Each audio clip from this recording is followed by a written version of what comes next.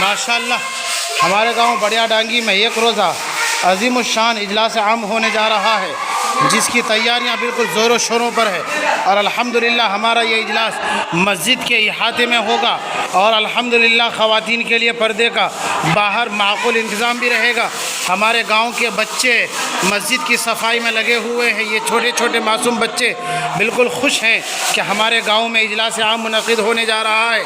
और अल्हम्दुलिल्लाह हमारे गांव में कल के इजलास में हमारे मुल्क के मशहूर व मारूफ़ हज़रात उलमा इकराम भी तशरीफ़ लाने वाले हैं। बहुत खुशी की बात है। ये देखिए मस्जिद की सफाई हो रही है, हमारे गांव के तलबा मस्जिद की सफाई में लगे हुए हैं। और ये सब हमारा जो प्रोग्राम है वो इसी मस्जिद के इहाते के अंदर होगा। ज़ोरों शोरों पर तैयारियां चल रही हैं।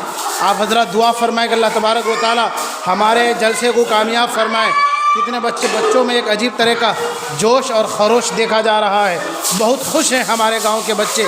और ये सारे के सारे बच्चे किसी न किसी मदरसे के तलबा हैं। कोई मकतब का तालिब इल्म है, कोई स्कूल का स्टूडेंट है, तो कोई किसी मदरसे का तालिब इल्म है। बहुत ज़ोरों शोरों पर तैयारियां चल रही हैं।